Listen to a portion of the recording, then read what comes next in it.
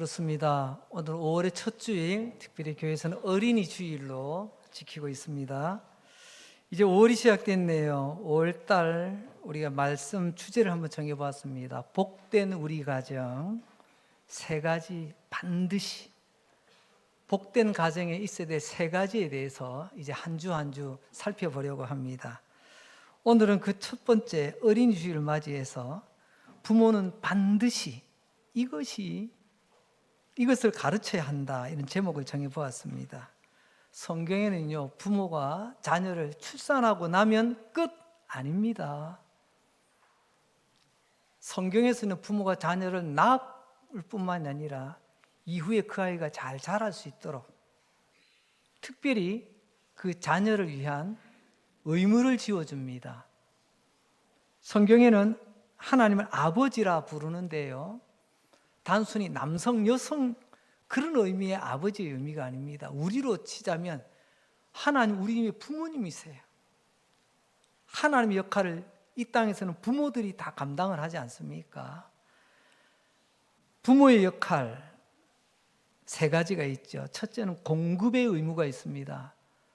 부모라면, 여러분, 정상적이고 건강한 부모라면 자녀에게 필요한 먹을 것, 입을 것, 필요를 공급해 주는 역할을 부모가 감당을 합니다. 또한 정상적이고 건강한 부모라면 어떤 일이 있어도 부모는 자녀를 지킵니다. 보호의 의무죠. 세 번째는요, 건강하고 정상적인 부모는 마땅히 가르쳐야 될 것을 가르칩니다. 우리 장로님께서 오늘 기도도 말씀하셨죠. 마땅히 가르쳐야 될 것을 가르치는, 이게 부모입니다. 이게 하나님이 말씀하시는 부모의 모습이에요. 그 가운데 마땅히 가르치는 이 교육의 의무가 으뜸된 의무라고 말씀드릴 수가 있습니다. 교육에 대해서 이런 표현이 있습니다. 따라서 해볼까요? 교육은 영적 전쟁입니다. 교육은, 특별히 자녀 교육은, 이건 취미 하나 더 가르쳐 주는 게 아니에요. 해도 되고 안 해도 되는 그런 사안이 아닙니다. 전쟁이에요. 목숨 걸고 피 터지는, 그것도 영적 전쟁입니다. 세상은, 우리의 육체는, 마귀는 우리의 자녀의 영혼과 인생을 어떻게 해서든지 송두리째 뺏고 싶어 합니다. 그래서 어떻게 해서든지 잘못된 교육을 하려고 합니다. 괜찮아. 특별히 세 가지를 이야기합니다.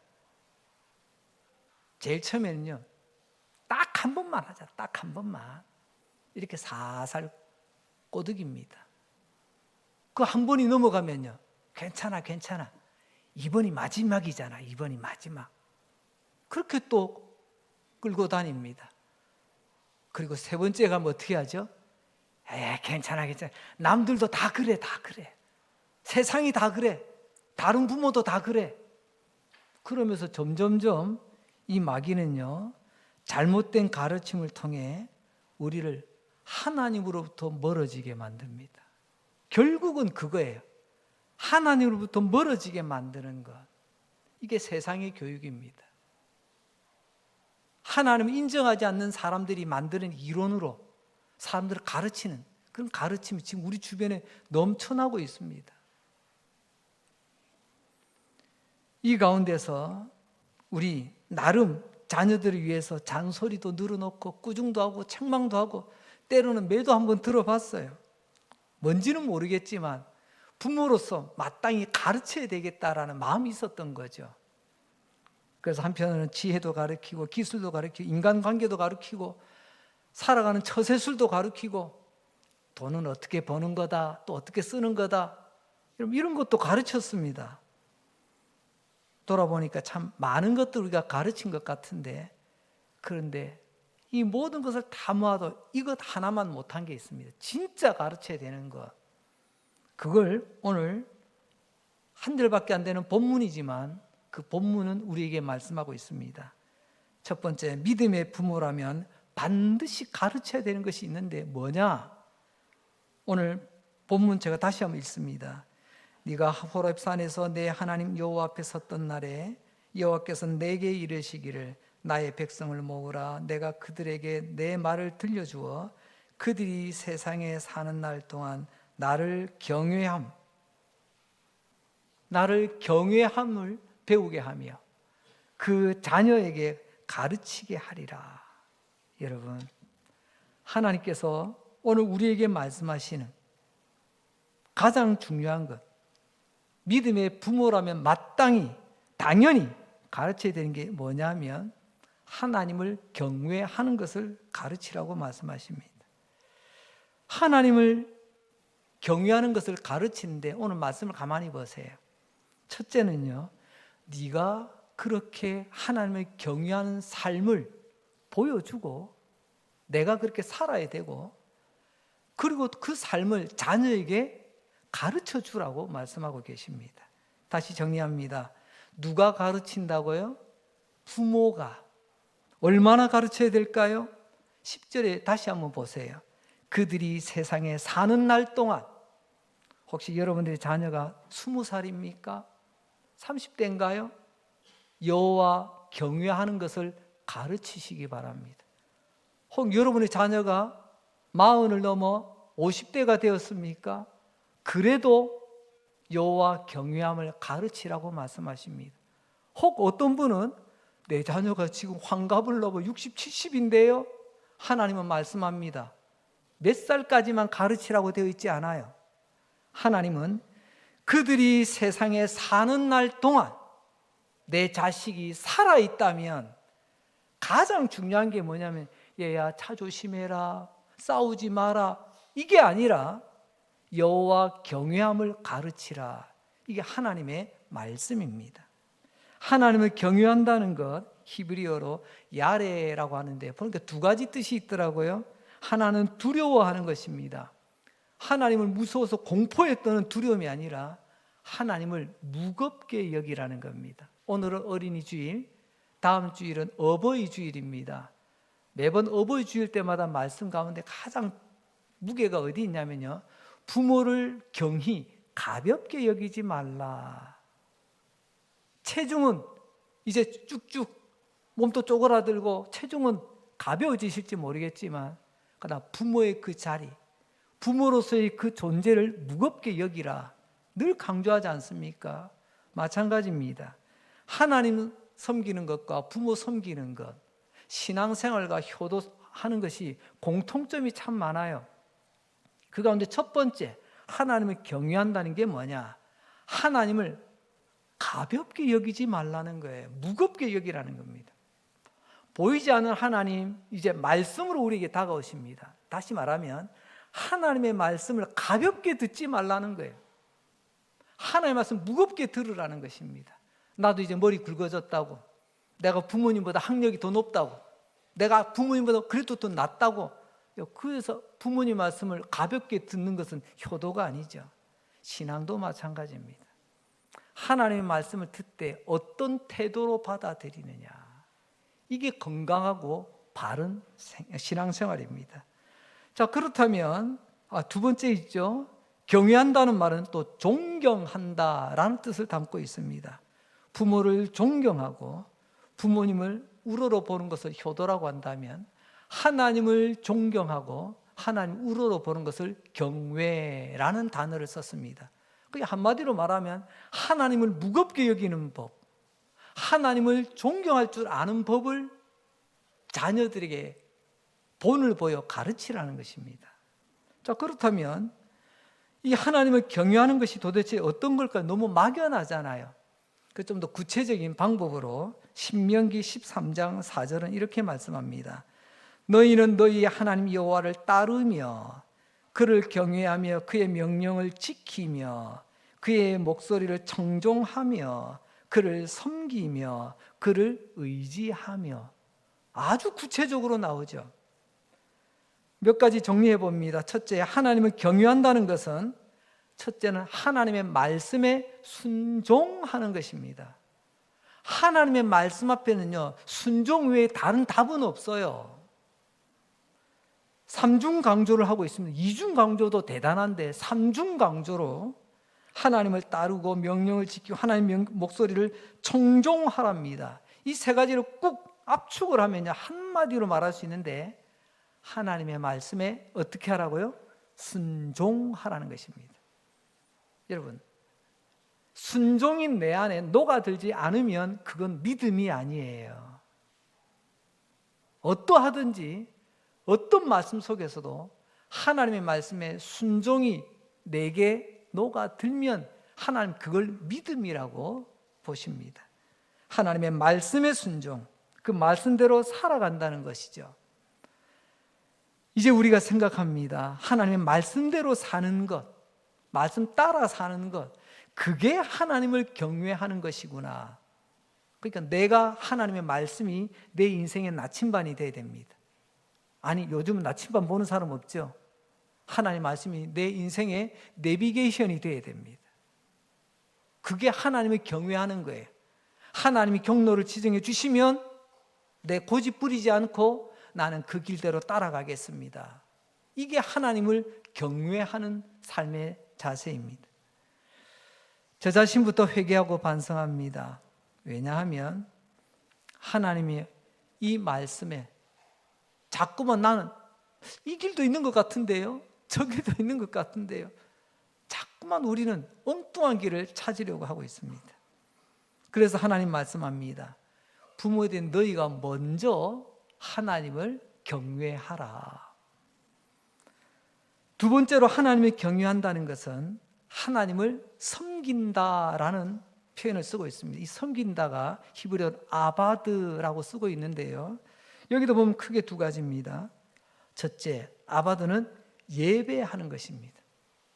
하나님을 경외함을 우리가 온 마음과 정성을 다하여 표현하는 최고의 방법이 뭐냐? 그게 예배입니다. 아무리 성경 신구약을 달달 암송하는 수준까지 이렇다 할지라도 예배를 소홀히 한다, 예배를 존중하지 않는다, 이건 하나님을 경외하는 사람의 모습이 아니에요.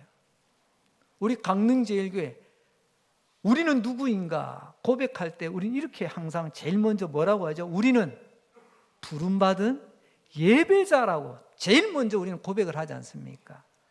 우리 교회는 예배를 가장 우선으로 하는 교회입니다. 왜? 이게 하나님을 경외하는 것이기 때문에 그렇습니다. 부모된 우리가 예배를 이처럼 소중히 여기고 존중히 여기는 모습을 보여주어야 우리 자녀들이 그 예배를 배우지 않겠습니까? 오늘 시간 되면 가고, 시간이 안 되네, 항상 우선권이 엉뚱한 데 가 있다면 그건 예배를 존중하는 태도가 아니겠지요. 두 번째로는 아바드라는 말, 섬긴다는 것은 뭐냐? 봉사하는 것을 말합니다. 예배드리고 끝나는 게 아닙니다. 하나님을 위해서 섬기고 공동체를 위해서 섬기고 이런 봉사의 삶, 여기에 대해서 고린도전서 10장 31절은 이렇게 말씀합니다. 그런 정도이가 먹든지 마시든지 무엇을 하든지 어떻게 하라고요? 다 하나님의 영광을 위하여 하라는 겁니다. 배고파서 먹는 것은요, 동물도 그렇게 합니다. 근데 우리는요, 먹는 것도 이유가 있어야 돼요. 하나님 먹고 힘을 내서 하나님 맡겨주신 사명, 하나님 백성답게 사는 이 일에 제가 최선을 다할 수 있도록 내 몸에 힘을 주세요. 그래서 먹는 겁니다. 그죠? 입는 거는요, 나 이 정도 잘났어 과시하고 자랑하기 위해서 입는 게 아닙니다. 제대로 입고 몸을 보호하고 제대로 단정하게 입고 예수 믿는 사람의 단정한 삶을 보여주는 거예요. 자랑이 아닙니다. 뭐든지 이유가 있어야 돼요. 그 이유가 하나님을 위한 이유, 하나님 영광을 위한 이유.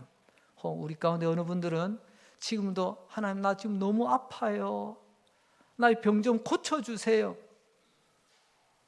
하나님은 기도하라고 하셨습니다. 기도하세요. 하지만 여기서 한 걸음 더 그 병을 넘어, 응답 너머를 기도하시기 바랍니다. 하나님, 저는 병 낫는 게 목적이 아닙니다.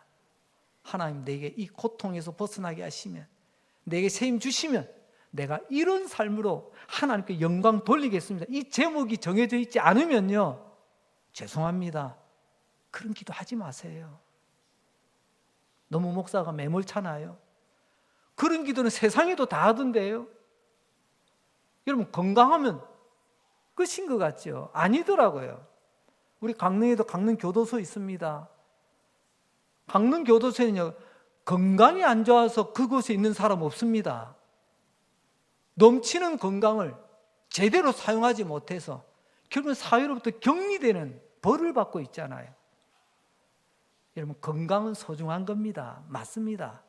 그러나 그 건강이 무엇을 위해서 사용이 될지 모르면요, 차라리 아파서 하나님께 기도하고는 이 순간이 더 낫다니까요. 어떤 분은 하나님, 제 통장이 바닥이 났습니다. 쌀독이 비었습니다. 하나님 채워주세요. 기도하시기 바랍니다. 그러나 그것으로 끝나는 기도라면 차라리 안 하시는 게 좋습니다. 부유하면 어떻게 됩니까? 넉넉해지면요, 성경은 말합니다. 내가 부유함으로 하나님을 모른다 할까? 좀 배부리고 등 따시니까 하나님 모른다는 사람 많던데요. 그러니까 우리는 기도 제목도 무엇을 위해서 기도하는지 그 이유를 분명히 하셔야 됩니다. 하나님, 제게 이거 채워주시면, 이거 더해주시면 제가 이것으로 이렇게 하나님께 영광 돌리며 살겠습니다. 이거 분명하지 않으면요, 차라리 가난하여 손가락 바는 한이 있더라도 하나님 앞에 은혜를 구하며 있는 그게 차라리 낫지 않겠습니까? 오늘 하나님을 경외하는 모습 세 번째는요, 하나님을 의지하는 것을 경외라고 합니다. 나 이제 하나님 없어도 돼요. 나는 언제든지 나 혼자 다 해요. 신앙인은 자수성가가 아닙니다. 내 손으로 일어나는 게 아니에요. 신앙인은 신수성가하는 사람입니다. 하나님의 손 붙들고 하나님께서 세워주셔야 일어나는 사람이 신앙인입니다. 의지한다는 말 찾아보니까 재미있는 뜻이 있더라고요. 첫째는 가까이 하는 게 의지하는 겁니다. 하나님을 의지하는 것은요, 하나님을 가까이 하는 거예요. 하나님 일정 거리, 안전거리, 언제든지 도망갈 수 있는 적당한 거리 떨어져 있는 것은 하나님을 의지하는 게 아니에요. 두 번째는요, 딱 달라붙어 있는 게 의지하는 거랍니다. 하나님께 딱 달라붙어 있어. 여러분, 아무리 힘없는 휴지지만 이 티슈가 이런 벽에 딱 풀로 해가지고 붙여놓으면요, 벽이 안 무너지는 이상 이 휴지는 날아가지 않습니다. 이 휴지가 전봇대에 딱 붙어 있으면요, 전봇대가 부러지지 않는 이상은 이 휴지는 부러지지 않아요. 그래서 나 혼자 잘났다고 떨어져 있으면 조그마한 콧김에도 날아가고 어린아이 콧물만 떨어져 이 휴지는 녹아요. 녹아. 하나님을 경외한다는 게 세 번째 뭐라고요? 하나님께 딱 달라붙어 있는 것. 마귀가 왜 우리를 시험할까요? 왜 유혹할까요? 특히 우리 자녀들 왜 유혹하고 시험할까요? 앞서 말씀드렸습니다. 마귀의 시험과 유혹의 최종 목적은요, 하나님으로부터 멀어지게 만드는 거예요. 에덴 동산에 뱀으로 가장하여 찾아온 그 사탄은 결국은 아담과 하와를 하나님으로부터 멀어지게 만들었잖아요. 자기 목적 달성한 거예요. 오늘 우리도 마찬가지입니다. 사탄은 어떻게 쓰든지 하나님부터 멀어지게 만듭니다. 여러분, 하나님부터 멀어지게, 보이지 않는 하나님. 그래서 하나님의 말씀, 여러분, 하나님 말씀을 외치는 교회로부터 멀어지게 만들고요. 더 나아가서는요, 하나님 말씀을 전하는 말씀 사역자, 교육자로부터 멀어지게 만들어요. 신천지라는 이단 잘 아시죠? 그들 가운데 제일 중요하게 여긴 게 뭐냐면요, 앞으로 기존 교회 목사 말 듣지 마세요. 그러면서 목사를 뭐라고 비유하는지 아세요? 그 목사는 개입니다. 이제 개소리 듣지 마세요. 왜요? 그래야만이 하나님의 말씀을 못 듣고 자기들이 원하는 걸 다 주입시킬 수가 있거든요. 여러분 한번 돌아보시기 바랍니다. 첫째는 내가 하나님으로부터 가까이 가고 있습니까? 멀어지고 있습니까? 또한 구체적인 현실로는요, 하나님 몸된 교회와 가까이 하고 있습니까? 멀어지고 있습니까? 또 세 번째는요, 하나님의 말씀을 전하는 사역자들이 얼굴이 잘나고 못난 걸 떠나서 교역자와 가까이 하고 계십니까? 멀리 하고 계십니까? 그래서 신천지가 어떻게 한답니까? 교역자 가까이 하는 사람은 절대로 접근 안 한다잖아요. 왜요? 하나님을 경유하는 자, 하나님의 말씀, 거기 가면 자기들이 뽀록이 다 나거든요. 가짜라는 거, 거짓이라는 거. 어떤 사람이 열심히 공부해서 판검사가 됐습니다. 우리 사회에서 판검사가 된다는 건 성공의 지표죠. 그 부모가 얼마나 자랑스러웠을까요? 좋다고 춤추지만, 여러분, 판검사는 되는데 공부한다고 교회 가던 것도 멈추고 성경 보는 것도 멈추고 그냥 법률 책에만 푹 파묻혀 있다. 판검사는 됐어요. 그러나 그에게는 믿음은 다 바닥나고 말았습니다. 자, 이 사람 성공한 겁니까? 아닙니까? 일반적으로 볼 때는 성공했죠. 판검사가 됐대. 그러나 영원의 관점에서 보면요, 이 사람은 세상에서는 성공한 것처럼 보일지 몰라도 하나님 앞에서는 완전히 실패한 겁니다. 왜요? 하나님으로부터 멀어졌잖아요. 멀어지는, 하나님을 가까이 함이 복인데 하나님부터 멀어졌으니 그는 망하는 겁니다. 우린 이걸 알고 믿는 사람입니다. 여러분, 우리 안에도 이런 일이 생깁니다. 하지만 쉽지 않겠지만 그래도 우리는 부모로서 우리 자녀들에게 또는 가까운 사람에게 이렇게 말을 전할 수 있어야 됩니다. 가랑비에 옷 젖는다는 말이 있죠. 한 번에 다 젖진 않지만 한 방울 한 방울 나도 모르게 이 빗방울을 맞다 보니 어느새 옷이 다 젖어 버렸네. 그런 것처럼 이 가랑비에 옷 젖는다, 이게요, 조금 현대에 와서는요 좀 고급스러운 용어로 가스라이팅 이렇게 씁니다. 계속 한마디씩 던지는 거예요. 그래서 요즘 말하는 가스라이팅은 좀 부정적인 의미로 많이 쓰잖아요. 저는 이것을 조금 긍정적인 의미로 좀 다르게 적용해 보고 싶어요. 우리 부모들에게 영적 가스라이팅, 영적 가랑비를 내려주시기 바랍니다. 붙들어 놓고 1시간, 2시간 설교하라는 게 아니에요. 떨어져 있는 아이들 모처럼 전화 한 통 할 때에도 전화 끝날 때는 그래, 너 하나님 사랑한다. 엄마 아빠도 너 사랑한다. 너도 하나님 늘 가까이 하거라. 이 멘트 한마디씩만 툭 던져보세요. 처음에는 낯간지럽고 어색하겠지만 언제나 그 말씀을 듣는 자녀, 그 짧은 한마디였지만 어느 순간, 결정적인 순간이에요. 그래, 엄마 아빠가 나를 사랑하듯 하나님도 나를 사랑하신다고 하셨지. 나는 하나님과 늘 함께하는 사람이지. 이걸 기억하면서 결정적인 순간에 그런 믿음의 선택을 하게 될 것입니다. 여러분, 여호수아라고 하는 인물이 있습니다. 여호수아의 삶에 40년은 모세를 옆에서 수종 들던 사람입니다. 여호수아라는 인물의 특징이 뭔지 아세요? 모세가 무슨 말을 하든지 아니오라고 한 적이 없습니다. 심지어는요, 너 목숨 걸고 나가서 싸워, 전쟁터에 보내는데도 꼭 내가 가야 됩니까? 이 나이에 내가 가야 됩니까? 나 말고도 사람도 있을 것 같은데요. 이렇게 빼지 않아요.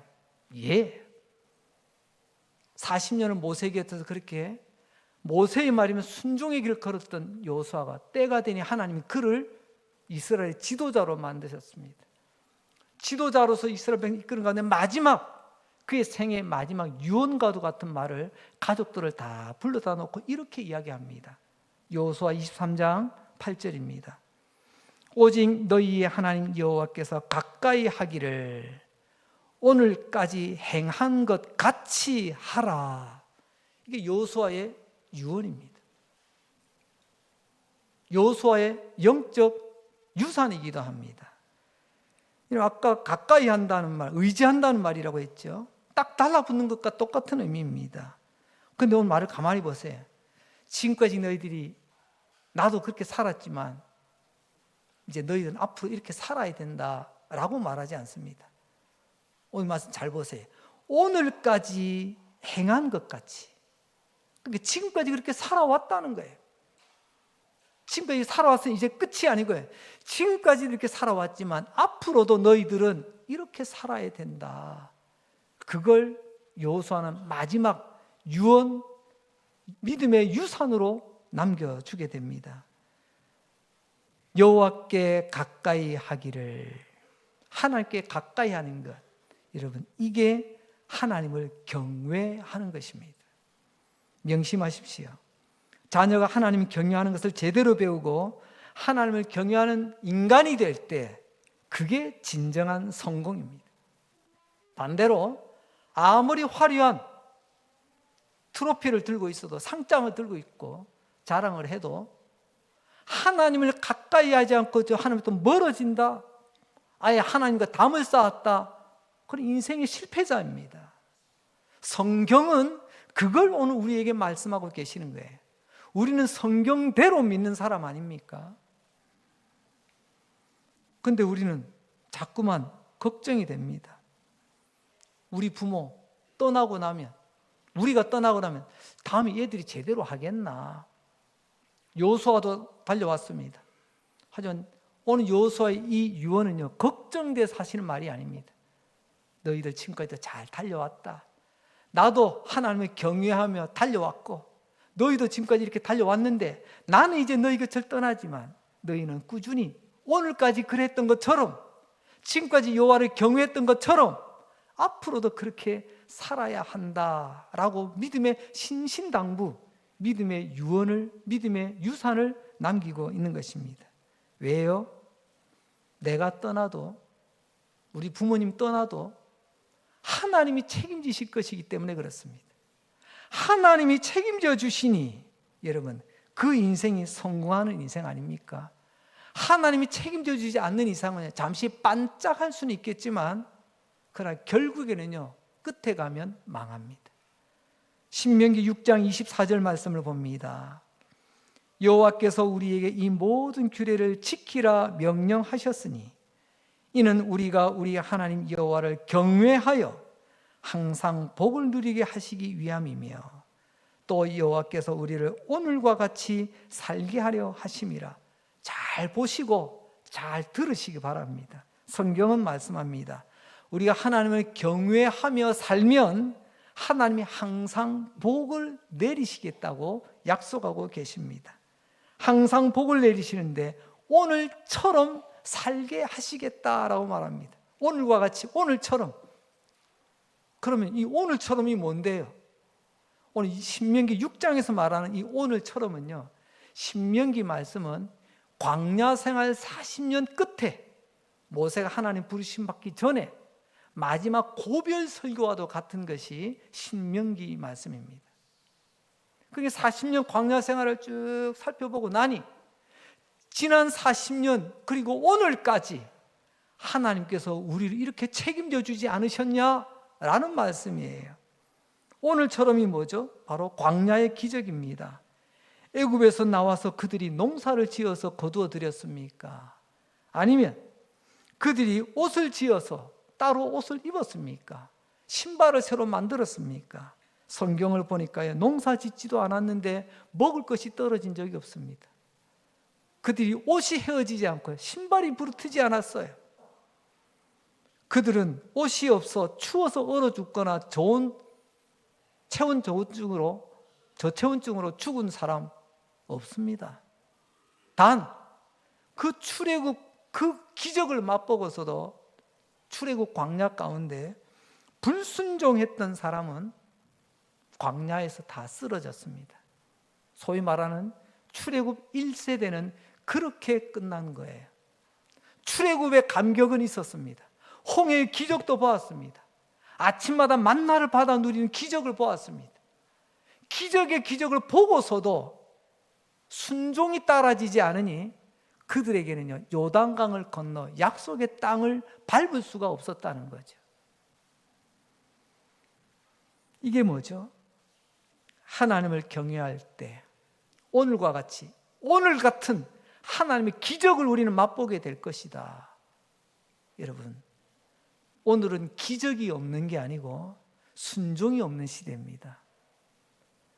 하나님께 순종하며 나가면요, 세상은 그것을 기적이라고 말하는데, 민노라는 우리가 어느 순간부터 순종은 옛날 미덕처럼 여겨지게 되었습니다. 순종 없는 교인들이 지금 늘어나고 있어요.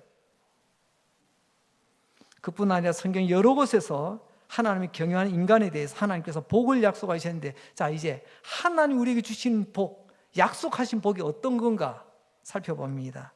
첫째, 하나님을 경외하며 살면 대적들의 손에서 우리를 건져주십니다. 이 긴 문장을 줄이니까요, 하나님께서 우리를 승리하게 하신다라는 거예요. 이게 복입니다. 열왕기하 17장 39절입니다. 오직 너희 하나님 여호와만을 경외하라. 그럼 어떻게 되는가 보세요. 그가 너희를 모든 원수의 손에서 건져내리라 하셨다. 옆집 사람만 원수 아닙니다. 사람도 원수가 있겠지만 환경과 모든 여건들, 우리를 힘들게 하는 것들이 다 원수잖아요. 하나님을 경외하는 자에게는 사람뿐만이 아니라 우리를 짓누르는 모든 문제까지도 하나님 능히 이기게 하시겠다, 승리를 약속하시는 복을 우리에게 주셨습니다. 두 번째, 하나님을 경외하면 어떤 복이 임하는가? 큰 사랑을 베풀어 주십니다. 시편 103편 17절입니다. 여호와의 인자하심은 자기를 경외하는 자에게 영원부터 영원까지 이루고 그의 의인은 자손에게 이르리니. 아멘. 하나님을 경외하는 자, 하나님의 그 인자하심, 하나님의 그 자비하심, 하나님의 긍휼하심, 이 모든 것이 영원까지 일어납니다. 시한부가 아니에요. 영원까지 보장된 하나님의 약속. 세 번째, 우리가 하나님을 경외하면 하나님은 우리로 하여금 기쁨이 충만하게 하십니다. 이사야서 11장 3절, 그가 여호와를 경외함으로. 여러분, 하나님을 경외하는 자의 특징이 뭔지 아세요? 뒤에 보세요. 즐거움을 삼을 것이며. 하나님을 기뻐하니 내 속에 내 영혼이 기뻐 춤추는 거예요. 내 영혼이 기뻐 춤추니 여러분, 드러난 우리 얼굴에는요, 항상 천사의 미소, 예수님의 미소가 머금게 되는 겁니다. 이 원리를 바울은 또 다르게 표현했어요. 항상 기뻐하라. 예수님 사람 실없어서 허파에 바람이 들어서 실실 웃고 다니는 게 아니에요. 하나님을 경외하는 자는 어떤 환경과 조건 속에서도 내 영혼의 미소를 잃지 않습니다. 그 영혼의 미소가 내 얼굴의 미소가 되는 거예요. 그 사람이 외칩니다. 예수 믿으면 나처럼 됩니다 라고 말할 수 있는 겁니다. 왜 우리가 예수 믿으란 말이 안 나올까요? 내 안에 영혼이 미소 짓질 못해. 얼굴만 딱 봐도 야, 예수 믿으면 저 사람처럼 될까 겁난다. 누가 믿겠어요?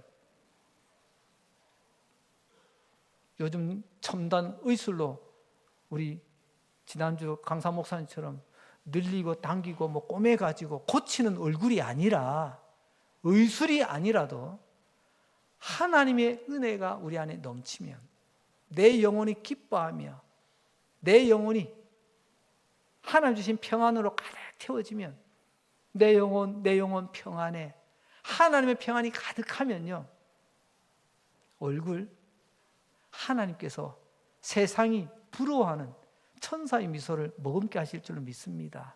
이 기쁨이 어디서부터 시작이 된다고요? 하나님을 경외하는 자에게서 나타나요. 그 사람 얼굴을 보면 아, 하나님과 멀어지고 있구나. 성경책은 가까이 할 수 있겠죠. 끼고 다닐 수 있겠죠. 그러나 이미 마음이 하나님부터 멀어진 사람은요, 얼굴 표정이 굳어져요. 어두워집니다. 이건 변할 수 없는 성경이 말씀하시는 증거이기도 합니다. 이사야서 11장 3절 제가 다시 한번 봅니다. 그가 여호와를 경외함으로 즐거움을 삼을 것이며. 저는 이런 성도 가끔 봅니다. 누구보다도 배움이 짧아요. 가방끈이 짧아요. 누구보다 가진 것도 적습니다. 그런데 그분의 얼굴은 천사의 얼굴이에요. 근데 반대의 경우도 봅니다. 누구보다도 가방끈도 길어. 누구보다 많이 가진 것 같아. 누구보다 부족한 것도 없는 것 같아. 그러나 그분의 얼굴에서 천사의 미소가 사라진 지가 언제부터인지 참 목사로서 걱정되는 일들이 꽤 있습니다. 여러분, 주님을 경외하는 것을 내 머리로 끄덕이는 것으로 끝내지 마시고 여러분들 일상에 여러분들의 모습으로 나타낼 수 있길 바랍니다. 우리의 자녀도 마찬가지죠. 우리 자녀 항상 주님께 주시는 그 기쁨 평안으로 어디 가서든지 얼굴이 미소를 짓는다는 것은 쉽게 적용하면 이겁니다. 참 인상 좋다. 예쁘다는 게 아닙니다. 잘생겼다는 게 아니에요. 인상이 좋다는 의미는 무엇인지 알겠지요? 왠지 그 사람에게서는 뭔가 좀 따뜻함이 느껴지고, 왠지 그 사람 통해서 포근함이 느껴지고, 왠지 그 사람 통해서는요 뭔가 좀 기쁨이 나도 좀 막 받고 싶어. 예수 믿는 사람은 인상 쓰는 사람이 인상이 확 펴집니다. 그리고 네 번째로 하나님을 경외할 때 우리가 받는 복은요, 지각을 가진 인간이 된답니다. 지각, 무슨 말이냐? 시편 111편 10절입니다. 여호와를 경외함이 지혜의 근본이라 그의 계명을 지키는 자는 다 훌륭한 지각을 가진 자다. 지각을 가졌다는 건 바르게 보고 바르게 분별하고 바르게 판별할 수 있는 그런 능력을 말합니다. 쉽게 말하면 그 사람 참 인간 됐더라. 인간 됐더라. 왜요? 그 말하는 거, 그 행동하는 거 하나 보니까 참 예사롭지 않네. 역시 예수 믿는 사람 다르네. 아이고, 신앙생활 오래 했다는데 그냥 세월만 흘러간 게 아니네. 어느 드라마를 보니까 사랑하는 아들이 이제 자라서 사회로 진출합니다. 근데 엄마가 보니까 참 험난한 세월을 살다 보니까 이 아이가 제대로 사회생활 하겠나 걱정이 됐어요. 왜냐하면 지금 이 세상은 남을 속여야 살아남는 세상 아닙니까? 이 세상은 불의라도 해야만이 내가 살아남는, 참 바로 사는 게 쉽지 않은 이런 세상 속을 우리 자녀가 이제 내 아들이 나간다고 생각하니 걱정이 이만저만이 아닙니다. 그때 대사가 이렇게 나오더라고요. 제가 한번 인용해 봅니다. 내 자식은 그저 밥 잘 먹고 잠 잘 자고 똥 잘 싸고 남에게 못된 짓 안 하는 그런 사람 됐으면 좋겠다. 거창하지 않더라고요. 근데 그 내용을 가만히 보니까요, 밥 잘 먹고 잠 잘 자는 거 뭐 걱정이 없으니까 밥도 잘 넘어가고 잠도 쭉 뻗고 잘 자겠지요. 똥 잘 싼다는 건강하다는 거겠죠. 남에게 해코지 안 하는 거 인간 됐다는 것 아니겠습니까? 부모의 소소한 행복입니다. 많은 사람들이 이런 부모의 소소한 행복을 누리기를 원합니다. 그런데 이렇게 살려면 그 답이 어디 있을까요? 드라마는 희망사항으로 끝났지만 우리는 그게 희망사항이 아니라 우리는 정답을 알고 있습니다. 그게 바로 하나님을 경외하며 사는 것입니다. 사랑하는 내 자녀가 하나님을 경외하고 예수님을 만나고 그러면 밥 먹고 자고 똥 싸고 다른 사람이 해코지를 안 하는 것, 그건 기본이에요. 왜요? 훌륭한 지각을 가지기 때문에 그렇습니다. 부모 잔소리 한다고 자녀가 그렇게 되는 거 아니더라고요. 하나님을 경외하는 인간이 되면, 예수님을 제대로 사랑하는 그 인간이 되면 지각을 가진, 하나님이 주시는 지각 바르게 분별하고 판단하고 행동할 수 있는 그런 능력을 얻게 된다는 것입니다. 자, 그러면 현실로 돌아옵시다. 부모들은 왜 자녀에게 하나님을 경외하라고 가르치지 않고 있나요? 아니, 못하고 있나요? 줄여서요? 안 하는 겁니까? 못하는 겁니까? 세 번째 주제입니다. 우리는 지금 안 하고 있는지 못하고 있는지, 그 이유는 두 가지로 요약이 됩니다. 첫째는 내가 자신이 없어. 내가 하나님을 경외하는 모습을 보여줄 자신이 없어. 내가 그렇게 안 살고 있으니 내 아이에게 차마 말을 못하는 거예요. 왜 자녀에게 하나님을 경외하라고 가르치지 못할까? 두 번째는요, 내 자식이 이미 하나님이 돼버린 거예요. 내 자식이 하나님이 돼버렸는데 누구를 경외하라고 말할 수 있겠어요? 내 자식이 하나님을 대신한다니까요. 우리부터 반성해야 되지 않을까요? 아니, 나부터 반성하고 회개합니다. 나 자신이 그렇게 살지 못해서 차마 나도 못했는데 쟤한테 어떻게 해? 네가 최고다, 네가 최고다. 그런데 어떻게 또 하나님을 경외하라고 말할 수 있겠어요? 말씀을 정리합니다. 부모는 자녀에게 최고의 교사이자 최후의 교사다라는 말이 있더라고요. 최고의 교사, 그리고 마지막까지 감당이 되는 최후의 교사가 되어야 된다. 그 가운데 부모는 교사는 교사인데 아마 둘 중에 하나라 생각이 되어집니다. 하나는 훌륭한 교사, 듣고 보고 따라갈 수 있는 교사, 그게 훌륭한 교사입니다. 근데 두 번째로 반대로는요, 절대 따라가서는 안 되는, 반대되는 교사, 우리가 자주 쓰는 반면 교사가 됩니다. 훌륭한 교사의 역할을 감당하신 부모는요, 자녀들이 압니다. 아, 이때 우리 아빠가 어떻게 하더라? 아, 이때 어머니는 어떻게 하시더라? 항상 그 모습이 떠올라요. 부모의 모습이 내 삶의 기준이 됩니다. 방향이 됩니다. 그런데 간혹 우리 가운데서도 가정의 달 돌아보면 또 아픔이 있는 가정들이 좀 있죠. 충분히 이해가 됩니다. 이런 분들은 반면 교사로 기억에 남습니다. 나는 절대로 우리 아버지 안 닮는다. 나는 절대로 엄마처럼 안 살 거야. 이게 반면 교사입니다. 오죽했으면 그런 마음을 자녀들이 품게 될까요? 우리는 지금까지 어떤 자녀에게 교사의 모습을 보여줍니까?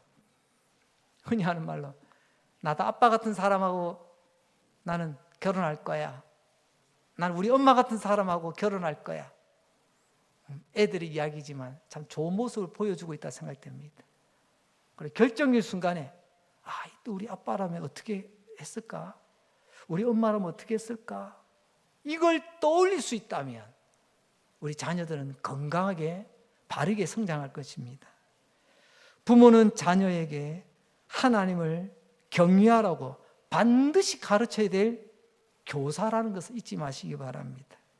그러면 그 자녀는 예수님을 사랑하고 예수님을 떠나지 않고 어떤 일이 있어도 예수님께 딱 붙어 있는 삶을 살아가게 될 것입니다.